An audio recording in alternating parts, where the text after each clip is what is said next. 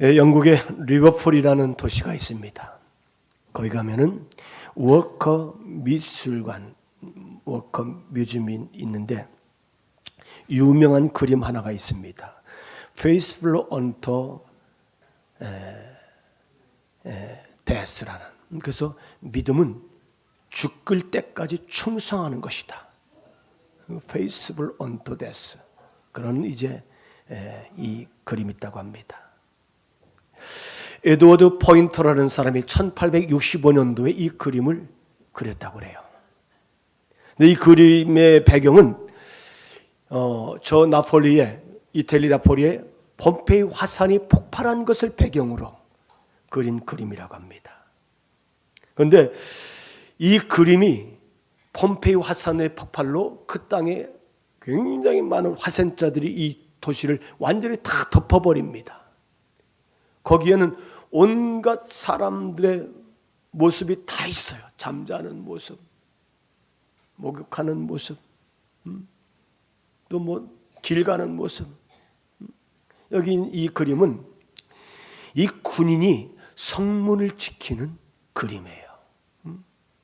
저 폼페이 화산에서 용암 덩어리가 날아와서 이 쏟아져서 지금 떨어지는데 이 시선은 저 폼페이 화산을 바라보는 시선이고 그의 모습은 지금 창을 잡고서 성문을 굳게 지키는 군인의 모습입니다. 그래서 이 폼페이의 최후의 날이라는 이 그림을 배경으로 그린 그림입니다.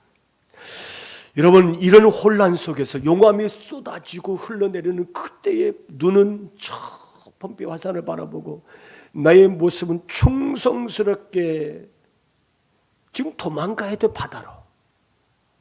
도망가야 되는데 이 성문 앞에 굳게 서서 자기의 의무, 역할, 책임, 충성을 다하는 모습.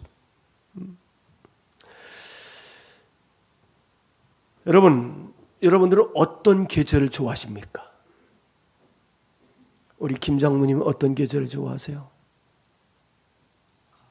가을. 왜? 먹는 게 많으니. 야, 장모님 실력이시네. 우리 임승길 장모님 어떤 계절을 좋아하세요? 봄. 장모님 봄과 같은 분이십니다. 우리 황 장모님 어떤 계절 좋아하세요? 가을. 그래요. 이 가을에는 먹을 것이 많으니까. 그래요. 여러분, 계절이나 나무나 이 꽃도 자기 역할, 자기의 사명, 자기의 책임, 자기의 충성이 다 있습니다. 아마 지금 눈이 내린다면 이 계절은 뭐예요? 미친 계절이죠. 그런데 따뜻해. 오늘 아침에 제가 일어나서 커튼을 확 젖혔는데 저희 집 앞에 이런 큰 느티나무가 있습니다. 근데 느티나무 옆에 벚꽃나무가 있어요. 벚꽃이 다 떨어지고 느티나무에 무슨 잎이? 새순잎이 초록이죠. 그 하얗던 연분홍색의 이 벚꽃나무는 다 거기다 떨어졌어요. 마지막 저희 집사람이 여보 마지막 올해 벚꽃이니까 마음껏 보라고 아침에 그러더라고요. 그러니까 진짜 새싹 순이 이렇게 피어서 꽃이 새싹 순으로 이렇게 바뀌어지는 것을 볼 수 있었습니다. 봄에는 꽃, 개나리, 진달래, 철쭉, 이제 벚꽃, 여러 가지 꽃들이 만발하잖아요. 그래서 많은 사람들의 기쁨을 주지 않습니까? 여러분, 나무에 꽃 한 송이가 피면은 똑같은 꽃을 핀다는 약속을 가지고 있습니다. 한 송이 펴버리고 맙니까? 아니요. 이 꽃들이 한 송이가 피면은 계속해서 연줄 달아서 또 다른 꽃들이 그 안에서 계속해서 피는 것을 볼 수 있습니다. 여러분, 나무에 열매가 하나가 맺혀지면은 또 다른 열매가 계속해서 주렁주렁 맺혀진다는 약속이 있습니다. 꽃은 같은 꽃이 피고 또 같은 열매가 맺는 것은 한 나무가 같은 나무이기 때문에 그 나무에서 그런 열매가 맺혀지는 믿습니다. 여러분, 감나무에서 대추가 열립니까? 밤나무에서 사과가 열립니까? 아니에요. 감나무에서는 계속해서 감이 열리는 거예요. 하나가 열리면 두 번째, 세 번째 계속 열리는 거죠. 누가복음 6장 44절에 나무는 그 열매를 안하니 가시나무에서 무화과를 또는 찔레에서 포도를 따지 못하느니라. 그렇게 말씀하고 있어요. 따라서 합시다. 나무는 그 열매로 알아볼 수 있습니다. 여러분, 우리가 나무 같은 존재. 아멘. 아유, 오전 시간에는 내가 야곱이라고 하더니 또 이 오후의 시간에 또 내가 나무라고 하느냐. 맞아요. 야곱 같은 사람이 변화돼서 이스라엘이 되고요. 우리가 정말 열매 맺는 좋은 나무가 될 줄 믿습니다. 꽃만 피고 지는 것이 아니라 꽃이 피면 거기에 열매가 있다는 거지요. 여러분, 꽃이나 나무는 스스로 혼자 생겨나지 않습니다. 이 나무가 이 땅속 깊이 뿌리를 받고 있고요. 그 뿌리로부터 나무 줄기를 따라서 가지를 통해서 잎을 통해서 이 나무가 이제 이렇게 살아 연결되는 것 아닙니까? 여러분, 꽃들과 꽃과 꽃들이 또 열매와 열매들이 서로 다 이어져 있다는 거예요. 여러분, 오늘 우리 그리스도인들 주 안에서 한 공동체로 연결되어 있는 줄 믿습니다. 한 성도가 기쁘면은 다 기쁘죠? 아이, 오늘 김미자 권사님 밥을 해준다니, 밥을 낸다니까 얼마나 기쁜지. 또 김수영 권사님이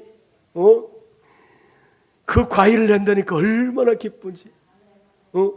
어제는 우리 삼남선교 황신한 장님 혼자 오셔서 땀을 뻘뻘 흘리시면서 통솔을 하시더라고요. 혼자 청소하셨어요. 또 오후에 보니까 이영화 권사님이 저 화단에 꽃을 심어놓고서 갑자기 물을 주는 거예요. 그냥 그 더위에 새빨갛게 익어가지고 이 바르는 거 뭐예요, 얼굴에? 선블록. 선크림 바르느냐 마르느냐. 권사님 여자야, 이뻐, 발라야 돼.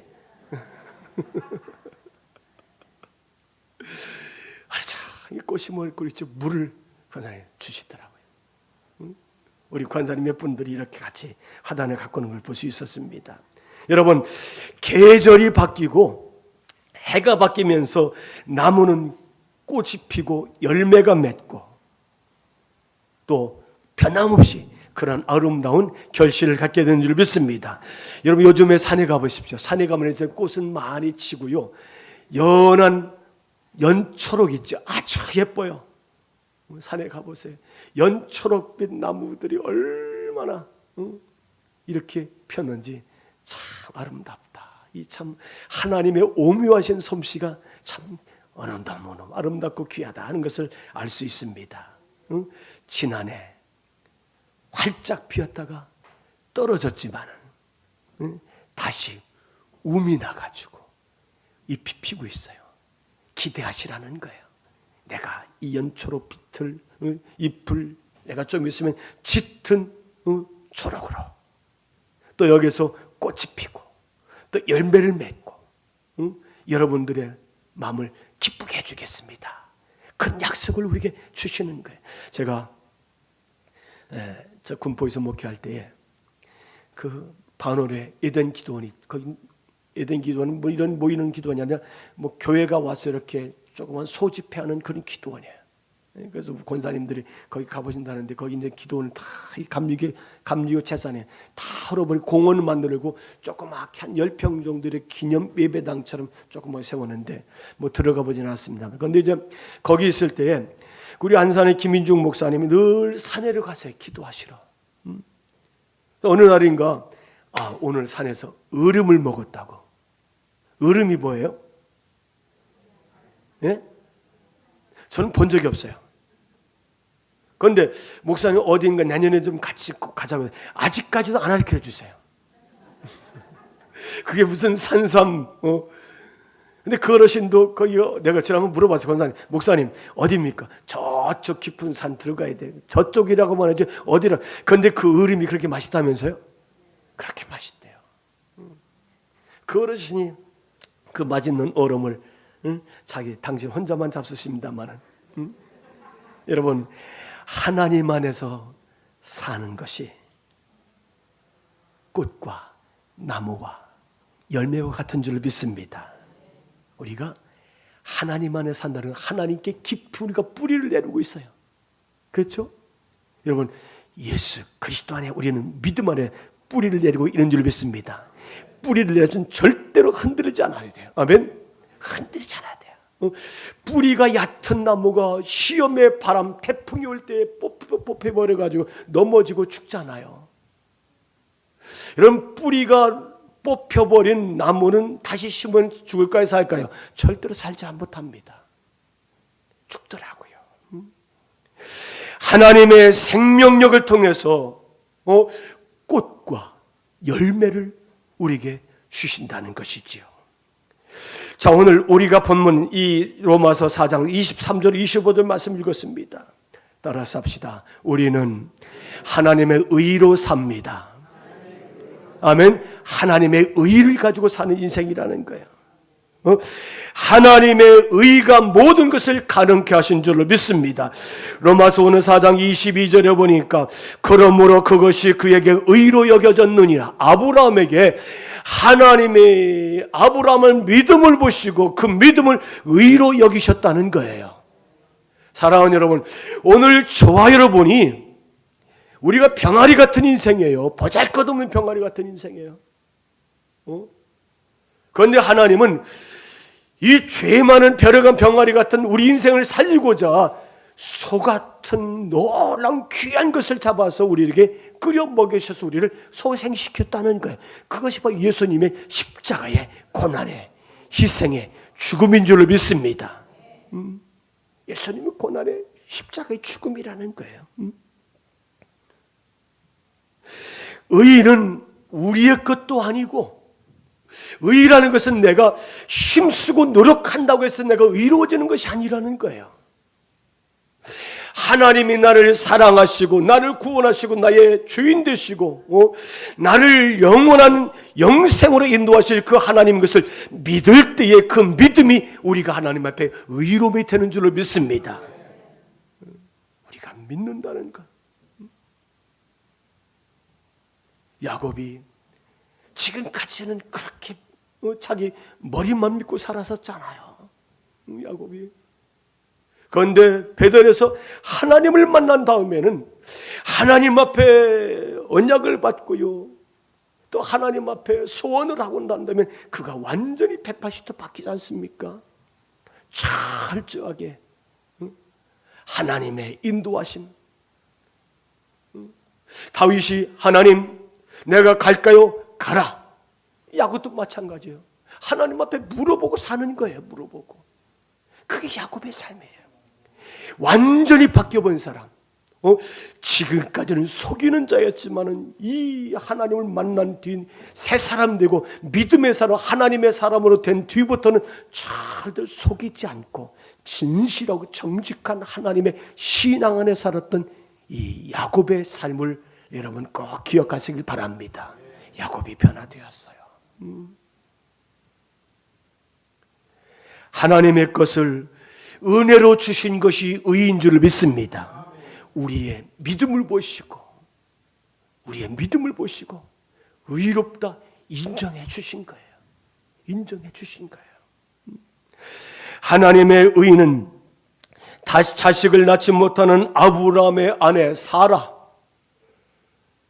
사라는 죽은 태를 가진 여인이에요. 사라의 태는 이미 죽은 여인이, 많은 사람들이 사라는 이미 늙었다는 거죠. 아이를 낳지 못한다는 거죠.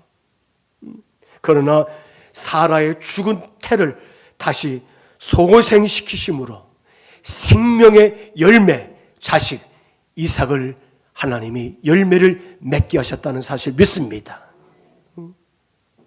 하나님의 사라에게 꽃을 피게 하시고 열매를 맺어서 이삭이라는 위대한 하나님의 족장 아들을 주셨다는 것입니다. 로마서 4장 19절 말씀 제가 있습니다. 그가 백선화되어 자기 몸을 죽은 것 같고 사라의 태가 죽은 것 같음을 알고도 믿음이 약하여지지 아니하였더라. 누가요? 아브라함이. 하나님의 사자들이 와서 내년 이맘때쯤에 당신의 아내 사라에게 아들을 낳을 것이다. 아브라함은 그 하나님의 사자의 말을 믿어버렸어요. 아멘? 믿었다는 거예요. 아이 무슨 말씀 그런 그런 흉측한 말씀하십니까? 그렇게 말하지 않았어요. 그런데 아내 장막에서 사라는 어떻게 했습니까? 피죽고 있어. 내가 이미 태가 죽은 지 얼마나 됐는데 무슨 내가 아들을 낳는다고 피 웃어버렸어요. 사람들은 나이 많은 사라의 태가 이미 죽은 것이라고 단정해 버립니다. 그러나 죽은 것 같지만 아브라함은 죽은 것이 아니라고 믿음이 식어지지 약해지지 않은 줄을 믿습니다. 아브라함의 믿음은 흔들리지 않았다는 거예요. 따라서 합시다. 믿으라면 믿어야 합니다. 아멘. 하나님이 믿으라면 믿어야 돼요. 좋은 말 할 때 믿으세요. 하나님이 좋은 말 할 때 믿으셔야 돼요. 아브라함도 믿었잖아요. 4장 25절 우리 한번 같이 읽습니다. 4장 25절 같이 읽습니다. 예수는 우리가 범죄한 것 때문에 내주미. 여러분 예수님은 십자가에 우리의 범죄 때문에 내주셨다는 다시 읽습니다. 예수는 우리가 범죄한 것 때문에 내주미 되고 또한 우리를 의롭다 하시기 위해 살아나셨느니라. 여러분 예수님 우리의 범죄 때문에 죽으셨고 예수님은 우리의 의로움 때문에 다시 부활하신 줄을 믿습니다. 아브라함과 예수님에게만 일어나는 사건이 아니라는 거예요. 하나님의 의를 믿는 모든 사람들에게 이 사건은 여전히 일어날 줄로 믿습니다. 그래서 하나님이 아브라함을 모든 민족들의 초상이 되게 하셨다는 거예요. 창세기 26장 24절에 보니까 내가 너와 함께 있어 내게 복을 주어 내 자손을 번성케 하리라. 하나님이 이삭에게 창세기 26장 24절에 내가 너와 함께 있겠다. 내가 너를 축복해서 네 자손들을 번성케 할 것이다. 그렇게 하나님께서 이 이삭에게 약속하십니다. 또 야곱은 창세기 28장 22절에 보니까 땅의 모든 족속이 너와 네 자손을 인하여 복을 얻으리라. 너로 인해서 이 땅의 모든 민족과 나라들이 하나님 앞에 복을 받는다는 거예요. 또 창세기 12장 3절에 보니까 모든 족속이 너로 인하여 복을 얻을 것. 아브라함에게 주신 약속이 아브라함에게. 사랑하는 여러분, 이 하나님의 말씀을 믿으십시오. 믿으시길 바랍니다. 이거 아브라함에게만 예수님에게 나타나는 것이 아니라 오늘 이 말씀을 믿는 오늘 저와 여러분들에게도 이런 놀라운 역사가 나타날 줄을 믿습니다. 저는 그래요. 여러분의 가정의 자손들이 자손대대로 예수 믿고 복 있는 위대한 가문이 되었으면 좋겠습니다. 그래요. 예수님을 우리의 주님으로 나의 주인으로 고백하며 믿어야 돼요. 나의 주님으로. 제가 오늘 아침에 8시, 7시 50분에 와서 이렇게 올라가는데 성당 다니는 사람들 참 열심히 있더라고요. 참 열심히 있어요. 한 30대 초반, 20대 후반에서 젊은 처자가 마리아님을 향해서 이렇게 기도하더니 그 성당 벽에 누가 있어요? 예수님이 계세요. 예수님이 또 인사하더라고요.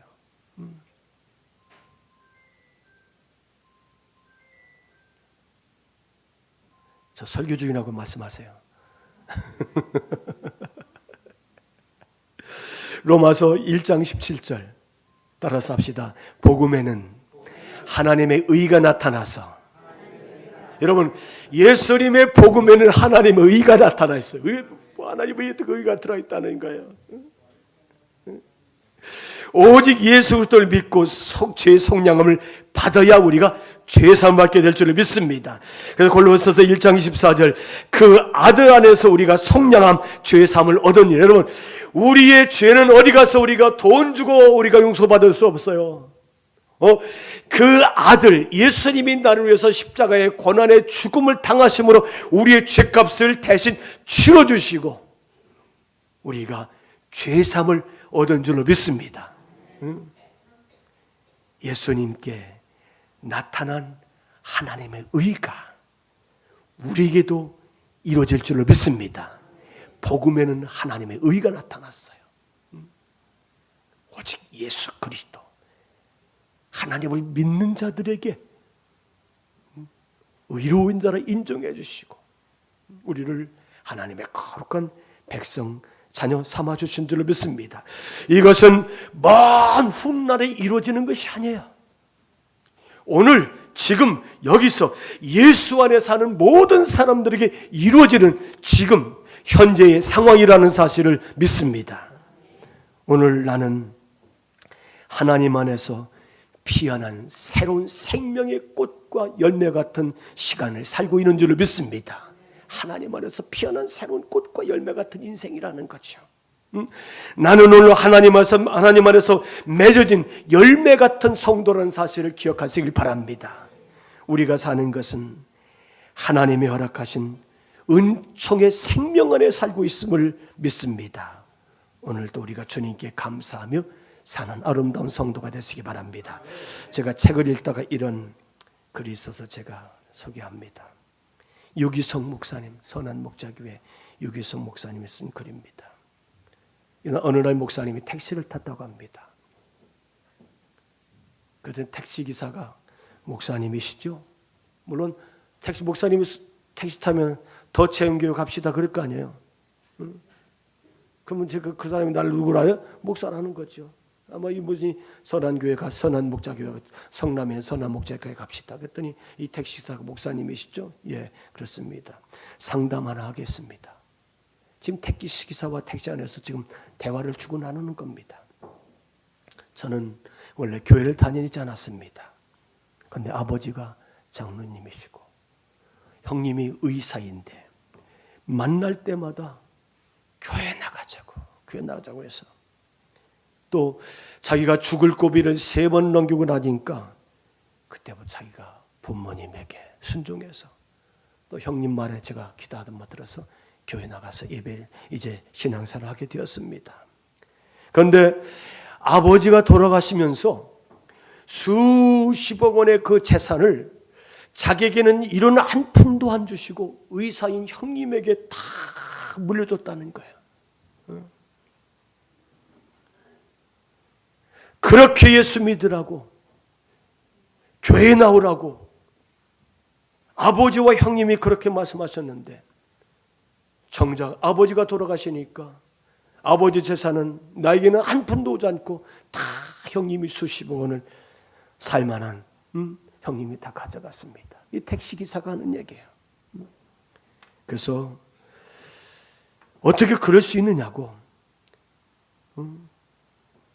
그러면서 이제 너무 화가 나가서 교회 나가는 것도 싫고 그래서 형을 만나면 죽이고 싶은 생각이 듭니다.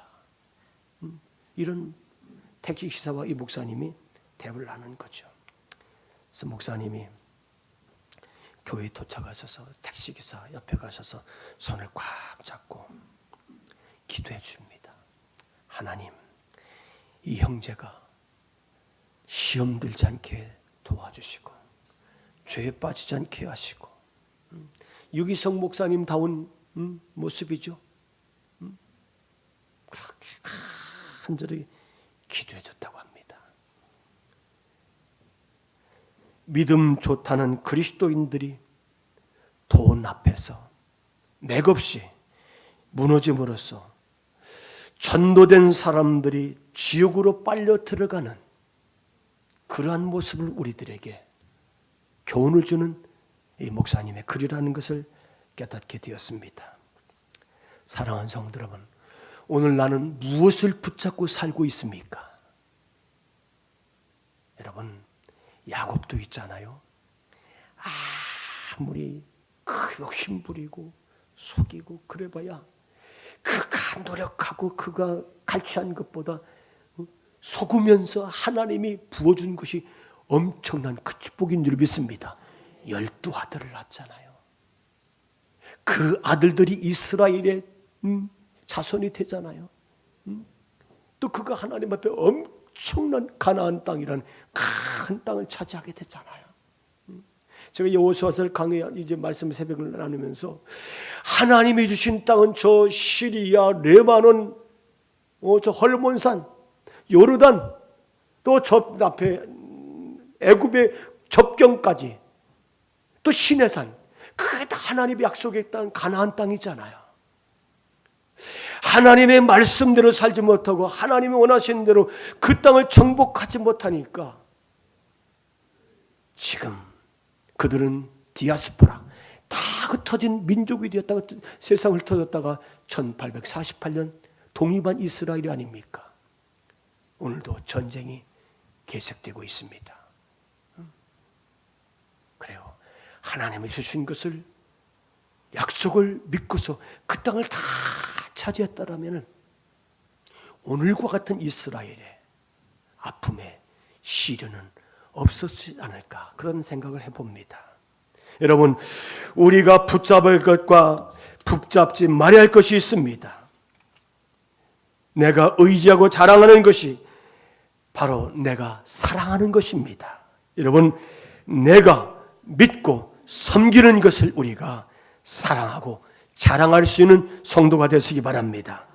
우리가 하나님이 아닌 다른 것을 의지하고 자랑하고 섬긴다면 그것이 바로 우리의 우상이 된다는 거예요. 우리는 우상 앞에 엎드리는 자가 아니라 하나님 앞에 믿음을 가지고 나와 엎드리는 가운데 내 믿음이 너를 의롭게 하였느니라, 내 믿음이 너를 구원했느니라, 이 사실을 믿으시고 하나님 앞에 위대한 아름다운 그리스도인을 사는 우리 모든 성도가 되시기를 주님의 이름으로 간절히 축원합니다.